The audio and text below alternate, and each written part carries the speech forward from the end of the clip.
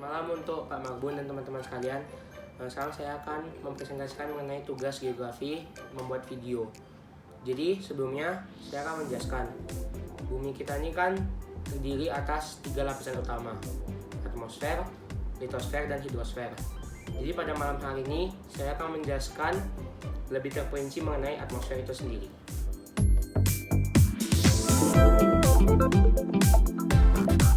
Jadi atmosfer sendiri itu terdiri dari 3 bagian. Pertama ada kelembapan udara, suhu udara, dan tekanan udara. Nah, berbicara tentang kelembapan udara itu apa sih? Nah, kelembapan udara itu adalah jumlah kandungan uap air yang terdapat di udara. Uap air sendiri merupakan zat air atau H2O yang dalam bentuk fase gas dan terbentuk dari proses evaporasi air permukaan dalam siklus hidrologi. Nah, uap air ini sifatnya kasat mata atau tidak dapat dilihat dengan mata telanjang, namun sangat bisa dirasakan apalagi di daerah yang hujan, kabut, atau embun. Nah, kelembapan udara ini dibagi menjadi 2, ada kelembapan mutlak atau absolut. Kelembapan mutlak penjelasannya adalah jumlah uap air aktual dalam volume udara tertentu dan pada suhu udara tertentu. Nah, udara hangat lebih berpotensi menahan uap air daripada udara dingin. Dengan demikian, kelembapan mutlak lebih tinggi di daerah tropis dibandingkan di daerah sedang yang dingin. Kelembapan absolut lebih sulit ditentukan atau diukur dibandingkan kelembapan relatif. Nah, dengan kata lain, kelembapan mutlak itu kandungan air atau dengan kata lain kandungan uap air per satuan volume. Jadi menurut penjelasan dari saya Pak Marbun, kelembapan mutlak tuh lebih tinggi di daerah tropis. Jadi untuk mengingatnya lebih tinggi di daerah tropis atau rendah. Sedangkan dia lebih rendah untuk daerah yang lebih dingin. Nah, lalu kalau misalnya kelembapan relatif atau nisbi itu kelembapan yang secara langsung dipengaruhi oleh perubahan suhu udara. Nah, bila suhu udara naik, maka jumlah uap air yang dapat dikandung juga meningkat, sehingga kelembapan relatifnya turun.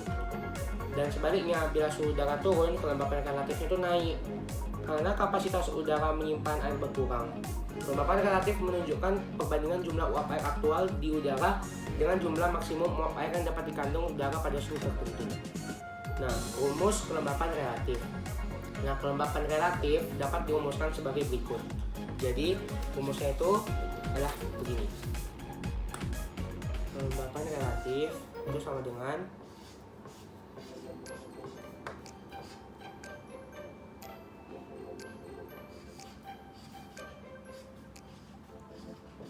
Nah, jadi ini adalah rumus dari mencari kelembapan relatif. Nah, LR itu adalah kelembapan relatif dalam jawabannya tidak bentuk persen. Sedangkan E kecil itu kandungan uap air aktual di udara. Sedangkan E besar itu kemampuan maksimal udara dalam mengandung uap air. Nah, pengukuran kelembapan relatif dapat lebih terperinci atau lebih akurat menggunakan alat yaitu hygrometer. Nah, berikut adalah faktor-faktor yang mempengaruhi kelembapan udara. Pertama, suhu udara. Nah, kelembapan udara tuh memiliki kandungan air. Jadi semakin tinggi suhu udara suatu wilayah, maka semakin rendah kelembapan udara wilayah tersebut. Nah, sedangkan juga kebalikannya. Nah, suhu udara yang tinggi juga mengembangkan volume udara, sehingga membuat tekanan semakin rendah. Nah, tekanan udara. Yang kedua, tekanan udara. Semakin tinggi tekanan udara di suatu wilayah, maka semakin tinggi juga kelembapan udaranya. Lalu yang ketiga, pergerakan angin. Angin dapat mempengaruhi proses penguapan dan menjadi salah satu faktor pembentukan awan. Nah, kenapa angin ini juga bisa mempengaruhi kelembapan? Karena angin juga bisa membawa udara yang berisi air. Lalu yang keempat, intensitas penyinaran matahari. Semakin tinggi dan lama penyinaran matahari, maka semakin rendah tingkat kelembapannya. Jadi kan kalau misalnya semakin suatu daerah semakin sering terpapar sinar matahari, otomatis air yang akan menguap kan di daerah tersebut. Jadi dia airnya udah nggak di udara sekitar lagi, tapi bakal menguap ke awan. Jadi kurang kelembapannya. Juga kepada kebalikannya. Lalu yang terakhir ada kerapatan vegetasi. Apabila suatu wilayah memiliki kerapatan vegetasi yang tinggi, maka kelembapan udaranya juga tinggi. Hal tersebut karena ada seresah yang menutupi permukaan tanah dengan rapat, sehingga menyebabkan uap air terkunci di dalamnya. Lalu ada juga nih 3 faktor lain yang mempengaruhi kelembapan udara. Dan yang pertama tuh ketersediaan air. Wilayah yang memiliki ketersediaan air yang banyak akan memiliki tingkat kelembapan udara yang tinggi, karena kelembapan udara diukur dari banyaknya uap air yang terkandung dalam udara. Lalu Kedua, topografi wilayah. Jadi kalau misalnya semakin tinggi suatu wilayah itu, maka semakin tinggi kelembapan udaranya. Hal tersebut terjadi karena lapisan udara semakin tipis dan renggang, sehingga tekanan udaranya semakin rendah. Lalu yang ketiga, kerapatan udara. Semakin rapat udara di suatu tempat, maka kelembapannya pun tinggi. Jadi sekian tentang kelembapan udara, kita akan lanjut ke suhu udara.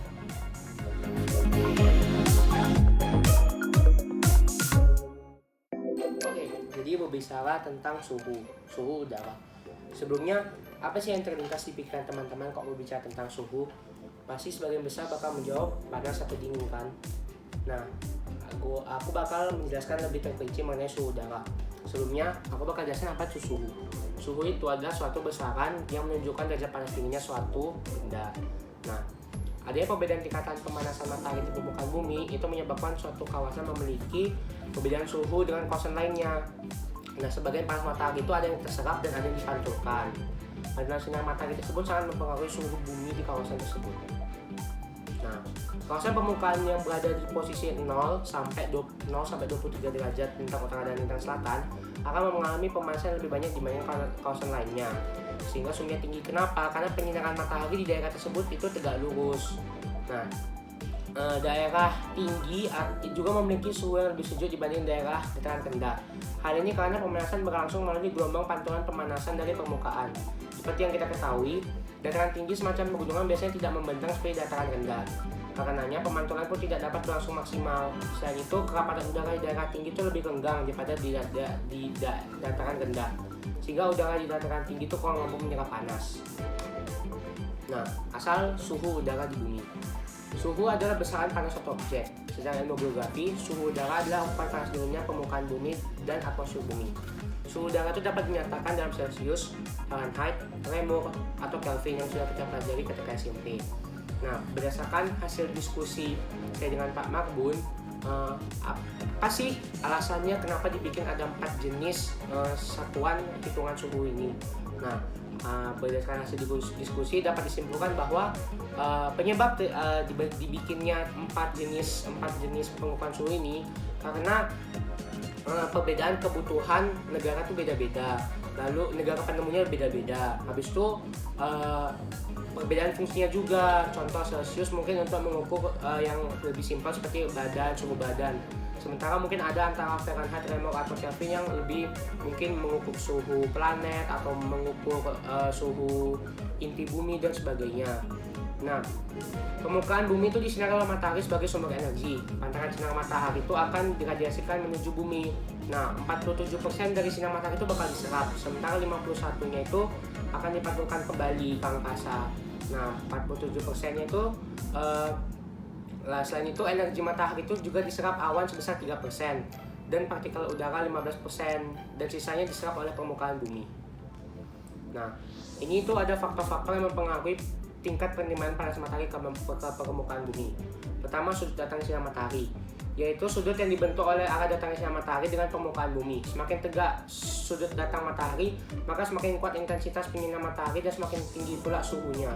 Jadi contoh gambarnya kan kayak ini nih.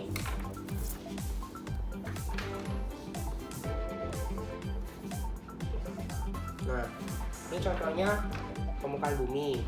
Jadi kalau misalnya arah sinar mataharinya tuh datangnya dari sini, di sini kan, itu nggak bakal sepanas kalau misalnya arah datang mataharinya, arah sinar mataharinya, panas matahari itu tegak langsung. Jadi ini yang dengan arah datang seperti ini lah yang paling panas sinar mataharinya, menyebabkan suhunya lebih tinggi. Lalu ada juga karena ketiga dan empat. Jadi semakin tinggi suatu daerah dari permukaan laut, semakin rendah suhu udaranya. Lalu ada lama waktu penyinaran. Semakin lama penyinaran matahari, semakin tinggi suhu udara suatu tempat. Ya, logikanya aja sih, semakin lama kita di bawah sinar matahari maka semakin panas kan badan kita. Nah, sekian mengenai suhu udara.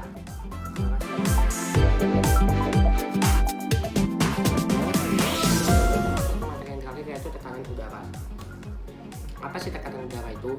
Tekanan udara itu adalah tekanan yang ditimbulkan dari beratnya lapisan udara. Nah, tekanan udara di suatu daerah itu dari waktu ke waktu itu berubah. Satuan yang digunakan untuk mengukur tekanan udara itu dinyatakan dalam milibar atau MB. ahli meteorologi sendiri mengukur tekanan udara itu dengan barometer. Barometer itu ada dua jenisnya, air raksa dan aneroid.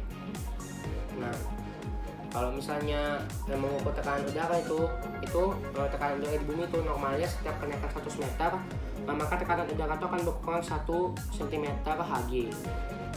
Bilangan ini disebut dengan gradien barometrik, yaitu bilangan yang menyatakan penurunan dari tekanan udara setiap kenaikan 100 meter. Dengan gradien barometrik, tinggi suatu tempat terhadap permukaan laut bisa ditentukan. Rumus dan satuan tekanan udara. Jadi rumus tekanan udara itu ada rumusnya. Ini berikut adalah rumusnya.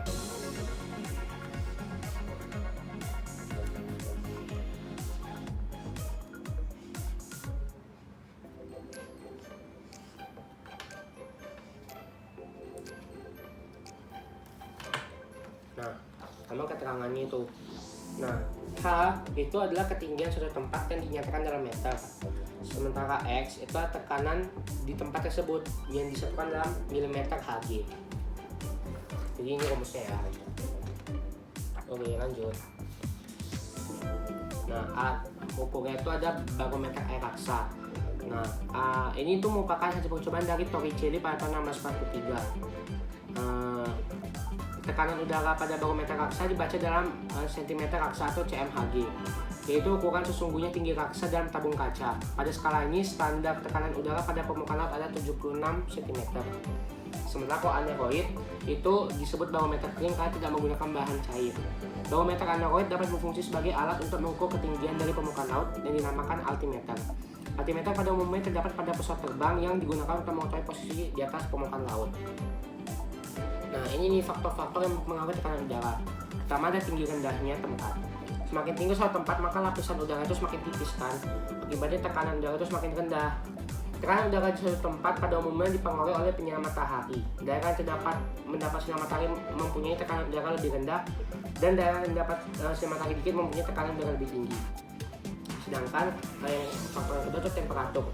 Jika temperatur udaranya tinggi, maka volume molekul udara berkembang, sehingga tekanan udara menjadi rendah. Sebaliknya, jika temperatur udara menjadi kecil, maka tekanan udara menjadi tinggi.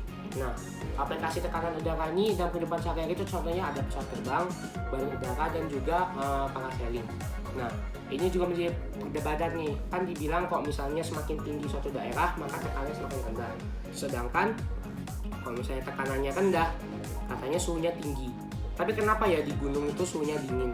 Nah, sebenarnya itu yang dirasakan tuh bukan maaf udaranya dingin. Sebenarnya yang dirasakan tuh bukan lebih ke suhunya.